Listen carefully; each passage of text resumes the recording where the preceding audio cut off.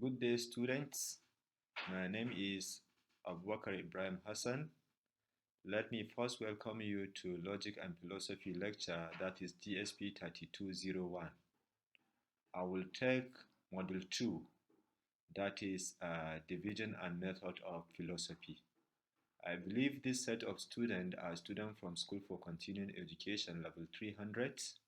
We are now in first semester 2019-2020 in Bayero University, Kano. So for Module 2, that is Division of Philosophy, the introduction goes as philosophical experts came up with ideas of creating various branches of philosophy. In this module, we have collected the list of major and much discussed about division of philosophy which have triggered some famous debate in the field of philosophy. So the behavioral objectives. By the end of this lecture, you should be able to identify the main division of philosophy. 2. To be able to explain 5 main branches of philosophy.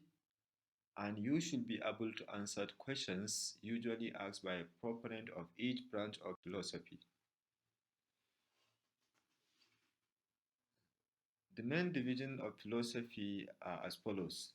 Metaphysics. 1. Metaphysics, which is the study of fundamental nature of reality. The second aspect of it is Axiology, which is the study of nature of value and valuations. We also have Epistemology, which is the study of the nature, origin, and limit of human knowledge. The fourth division of philosophy is Ethics Philosophy, which is the study of what is right and what is wrong in human behavior. Then lastly, we have the Aesthetic Philosophy, which is the study of beauty and taste. So let me now take the first division of philosophy, that is metaphysics. Metaphysics has been a primary area of philosophical debates. It is mainly concerned with explaining the nature of being and the world. Traditionally, it has two different study areas, which include cosmology and ontology. The cosmology is focused on understanding the origin, evolution, and the eventual fate of the universe, which include laws that keep it on a perfect order.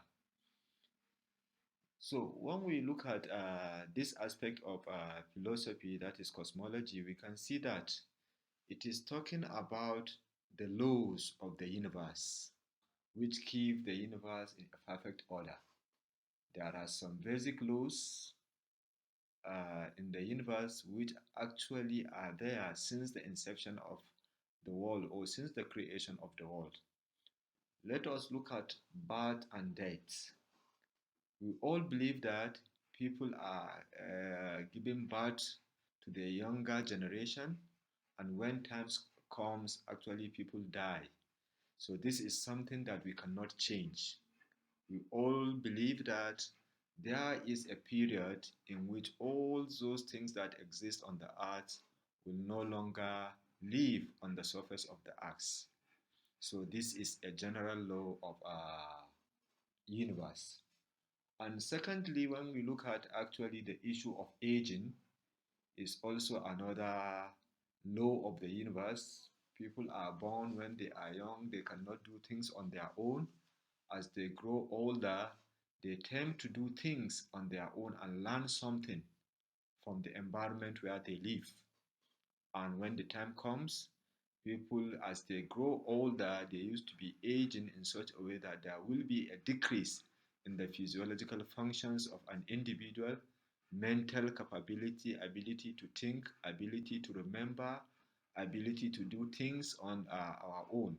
So all these are some of the laws of the universe which make the universe to keep on moving.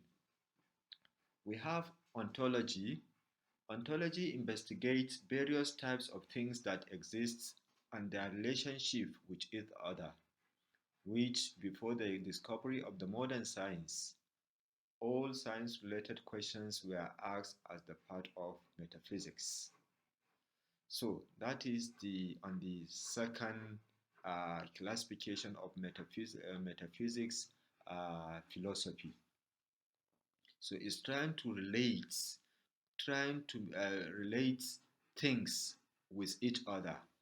How issue of death, birth and death are related, how the issue of what we need in the universe as our basic needs are also related. If we look at all human beings, actually they are in need of air. So which means that there is a relationship between human existence and the need of air. There is also a relationship between existence of human being on the earth with also food, shelter, and other things that are basic and fundamental to our own life. The second division of philosophy is axiology, which is also referred to as theory of value. Axiology explores the nature of value and its metaphysical aspects. So when we said theory of value, or when we are talking of nature of value, we are talking of those things that are important to us. So you can see that what may be an important to someone may not be an important to the other. When we take the issue of education, for example, we can see that some see university education as something that is important to them. After they finish secondary school, they have to make all effort to see that they acquired university education. To some, actually, that is not needed. So once they finish their secondary school, they will go and start a new life, start battling on how to make both end meets. And secondly, even to those that acquired university education, some may feel that getting after university education, getting a white collar job, that is what is of value to them. That is what is of importance to them.